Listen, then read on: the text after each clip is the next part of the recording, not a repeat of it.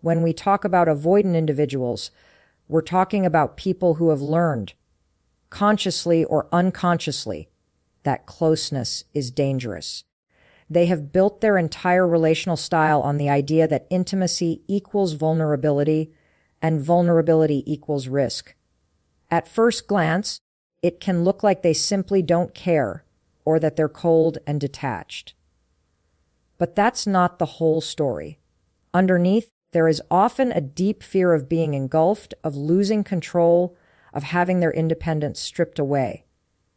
That's why the very thing most of us crave, love, attention, emotional closeness, can feel suffocating to them. Now here's the paradox: the more love you pour into an avoidant, the less they feel compelled to respond. Not because they don't want love, but because their wiring tells them it's unsafe. If you've ever been in a relationship with an avoidant, you've probably seen this play out. You text them something sweet, expecting warmth in return, but instead you get silence or a short, vague response. You try to spend more time together, and they suddenly need space. It feels like the more you give, the more they retreat. This isn't personal, though it feels personal. It's a protective reflex, a defense mechanism that dates back to early experiences. Psychologists call it avoidant attachment, and it often develops when a child learns that emotional needs won't consistently be met. The child discovers that reaching out for closeness only leads to disappointment, rejection, or smothering. So instead of depending on others, they build a wall, and that wall, over time, becomes their identity. They convince themselves they don't need anyone, that self-sufficiency is safety, that distance equals control. But here's where things get really interesting. Human beings, no matter how avoidant, cannot erase their fundamental need for connection. We are wired for it. Loneliness, whether acknowledged or denied, gnaws at all of us. The avoidant might suppress it. They might push it so far down that even they can't see it. But it's still there. This is why the strategy of overgiving, of smothering them with love and reassurance, backfires. You're speaking to them in a language they've trained themselves not to hear. Think of it this way. If someone is starving and you force feed them, their body rejects it. But if you allow hunger to build, appetite awakens naturally. With the avoidant, love has to be experienced as something they desire, not something that's imposed. And the only way to awaken that desire is to step back, to stop feeding the very defense mechanism that keeps them running.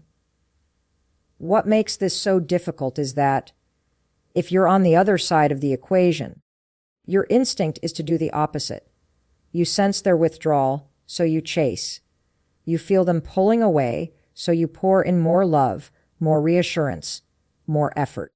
You believe that if you just show them how much you care, they'll finally relax into the relationship. But to the avoidant, all of this reads as pressure. Your love, no matter how sincere, starts to feel like a burden. And once they feel burdened, they distance themselves even more. Here's the reality. You can't convince someone out of avoidance. You can't argue them into intimacy. You can't love them so loudly that their fear finally quiets down. The only thing you can do, the only thing that works, is to respect the psychology they're operating from. That means recognizing that your love will only be valued when it is not guaranteed. Think about it. When water is always flowing from the tap, you take it for granted. When it stops, you suddenly realize how much you need it. Avoidants are no different. When your love is endlessly available, they convince themselves they don't need it. But when you pull it back, when you stop chasing, when you stop filling the silence, when you stop softening every rough edge, they are forced to confront a reality they've avoided their entire lives. They actually do need you. They need connection. They need love. They need closeness. and the absence of it wakes them up to that truth. So, understanding the avoidant mindset is the first step.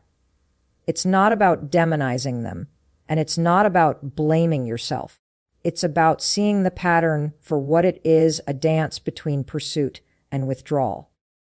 Your role is not to chase harder, but to step out of the dance. To recognize that their avoidance is not a rejection of your worth, but a reflection of their fear. And the way to dismantle that fear is not through force, but through absence. By starving the avoidant of your love, you create the space for their hunger to return. And that's the paradox you have to embrace. The less you give, the more they want. The less you chase, the more they notice. The less you soften their fear, the more they begin to wrestle with it themselves. Because when your love is no longer guaranteed, it shifts from being a burden to being a treasure. So if you remember nothing else from this part of the conversation, remember this: avoidance thrives on abundance, but it starves in scarcity. Give endlessly, and they retreat. Pull back, and they come forward. It's not about punishment. It's about creating conditions where their true human need for love finally breaks through their fear of it. And that's the moment when everything changes. When we talk about starving the avoidant of your love, what we're really talking about is the deliberate act of withholding attention. And that's hard for most people to do because everything in us is wired to chase connection. When someone we care about starts to drift, our instinct is to reach out, to fix it, to close the gap. That's not weakness. That's human nature. But when you're dealing with an avoidant, following that instinct works against you every single time. Attention is the lifeblood of any relationship. It's the currency we exchange that tells another person, "You matter to me. I see you. I choose you." But with an avoidant, the more of that currency you hand out for free, the less valuable it becomes. They don't respect it. They don't crave it. In fact, it overwhelms them because constant attention feels like surveillance to someone who equates closeness with a loss of freedom. So what happens when you deliberately step back and stop feeding them that constant stream of love and reassurance? Something fascinating. You disrupt their pattern. You interrupt the script they're used to. Avoidants expect pursuit. They expect you to close the distance they create. That's the role they unconsciously assign you in the relationship. You're supposed to chase, and they're supposed to retreat. That's the dance. But when you break the pattern, when you stop giving them the attention they're sure you'll always give, you flip the script. Suddenly, they're left with silence, with space, with absence. And absence, over time, turns into awareness. Think about it like this.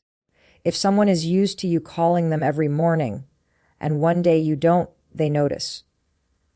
If someone is used to you filling every silence with conversation, and one day you don't, the quiet becomes deafening. It forces them to feel something they've been trying to avoid: your value. Withholding attention is not about punishment. It's not about manipulation. It's about balance. It's about reclaiming your power and reminding both yourself and them that your presence is not a given. Psychologically, this works because human beings are wired to notice what disappears. We adapt quickly to what's always there, but when something we've grown accustomed to suddenly goes missing, it creates tension. The avoidant feels that tension whether they admit it or not. They might not say it out loud. They might not run to you immediately. But inside something shifts. The absence of your attention becomes a mirror. It shows them the space you used to fill, and for the first time, they can't take it for granted. There's a deeper philosophical layer here too. Love, like anything else of value, must be scarce to be precious. If gold was lying in piles on the street, no one would treasure it. If every painting was a masterpiece, none of them would hold meaning. It's scarcity that gives things weight, importance, urgency. The same applies to your attention. When you give it endlessly, it dilutes. When you withhold it, it concentrates. It becomes sharper, more impactful, and ultimately more desired. Now, this isn't about playing games. It's not about pulling back to see how long it takes before they crack. It's about recognizing your own worth and refusing to pour yourself into a bottomless pit. Withholding attention is a form of boundary setting. It says, I'm not going to exhaust myself proving my value. If you want my love, you'll have to come toward me too. That shift doesn't just change how they see you. It changes how you see yourself. You stop being the one who begs to be chosen, and you start being the one who knows they are worth choosing. Of course, this requires patience. When you withhold attention, the avoidant might not respond right away.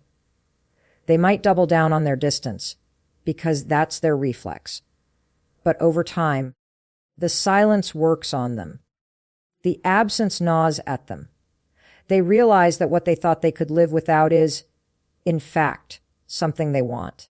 And that realization is infinitely more powerful than anything you could say to convince them. What's fascinating is that withholding attention doesn't just impact them. It impacts you too. It forces you to confront your own fear of letting go. It makes you ask, why am I chasing someone who doesn't want to be caught? Why am I giving endlessly without receiving? It builds your strength, your independence, your sense of self. And when you stand in that place of strength, you become infinitely more attractive, not just to the avoidant, but to anyone, because nothing is more magnetic than someone who doesn't need to be needed. So here's the paradox again. By withholding attention, you actually make yourself more visible. By stepping back, you stand out more sharply. By starving the avoidant of your love, you awaken in them the one thing they've spent a lifetime trying to suppress, the desire to connect. And if you take only one thing from this, let it be this: attention is power. Don't give it blindly. Don't give it endlessly. Direct it where it's valued, where it's reciprocated, where it feeds something real. Because when you stop pouring your love into someone who runs from it, you don't just give them the chance to realize what they're missing. You give yourself the chance to realize what you truly deserve. And that realization, for both of you, changes everything. One of the most painful truths you eventually discover in relationships with avoidant people is that you often end up chasing someone who has no intention of letting you catch them. And I don't mean that in a cruel or dismissive way. It's simply the dynamic that forms. You lean in, they lean out. You pursue, they retreat. And before you know it, you're running a race you never signed up for, exhausting yourself in the process, while they keep moving the finish line further and further away. The irony is that this pattern isn't about love at all. It's about power. Every relationship carries a subtle power dynamic. Not in a toxic or manipulative sense, but in the simple question of who values whom more in that moment. When you are the one doing all the chasing, you are communicating, whether you realize it or not. I need you more than you need me. That imbalance strips your love of its magnetism. It makes it too easy to dismiss, too easy to take for granted. Here's what most people forget: human beings are wired to value what they have to work for.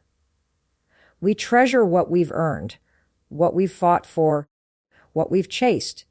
When you flip that dynamic, when you stop being the one who runs after the avoidant, you force them into an unfamiliar position. You make them sit in the discomfort of pursuit. And that discomfort is where change begins.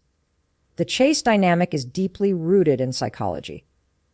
Avoidants, by nature, create distance to protect themselves. That's their strategy. They retreat so they don't have to feel the vulnerability that comes with intimacy. And most of the time, partners unknowingly enable this by filling the gap. You run toward them, you close the distance, you do all the emotional labor. In doing so, you reinforce their belief that they don't need to move toward you. Why would they?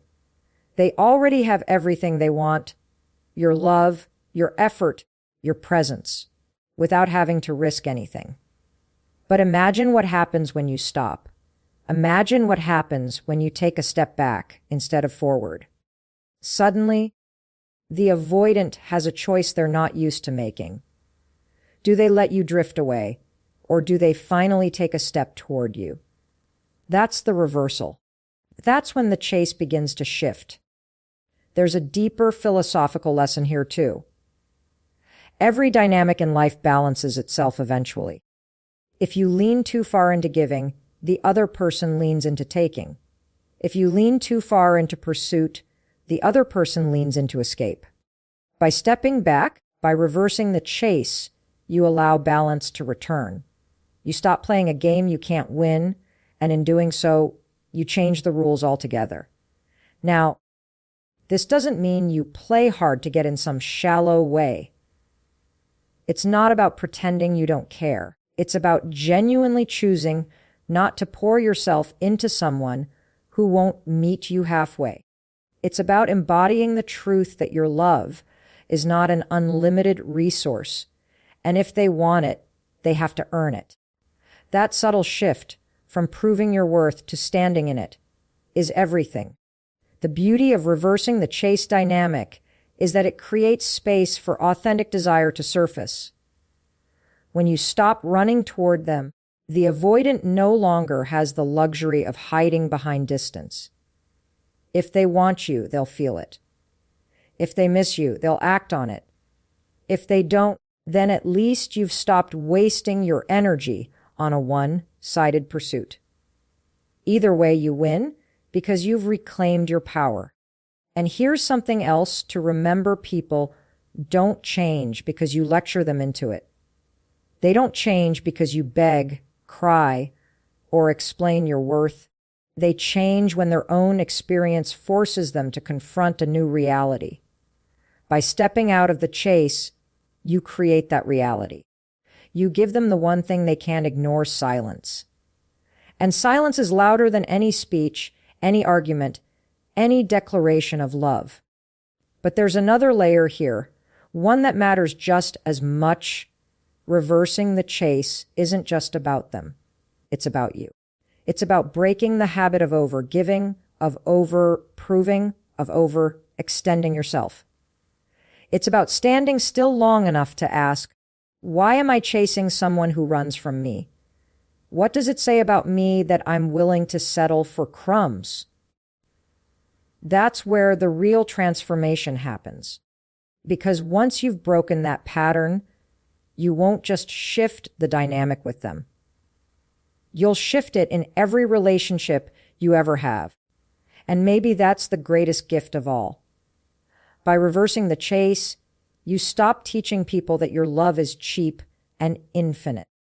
You start teaching them that your love is precious, that it requires effort, that it is worth pursuing. That's not just powerful. That's liberating.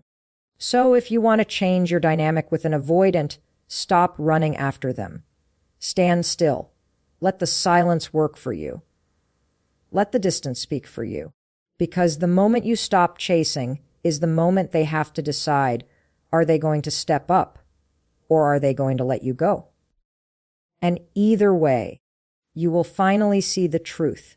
And the truth, no matter how uncomfortable, is always better than running in circles.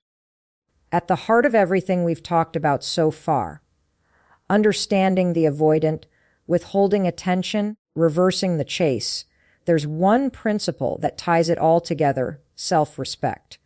Without self-respect, every strategy collapses. Without it, you'll slip back into chasing, into overgiving, into proving your worth to someone who doesn't value it. Self-respect is the anchor. It's what keeps you steady when your emotions are screaming at you to run after them. And here's the truth. Most people don't lose themselves in relationships because they love too much. They lose themselves because they forget their own value. They think love means constant sacrifice, constant proving, constant availability. They confuse devotion with desperation. And let me tell you, desperation is never attractive. Not to an avoidant, not to anyone. What's magnetic is someone who knows their own worth. Someone who says, my love is a gift, not a guarantee. Self-respect isn't about arrogance. It's not about walking around with a chip on your shoulder, demanding everyone bow to your worth. It's quieter than that. It's steadier than that. Self-respect is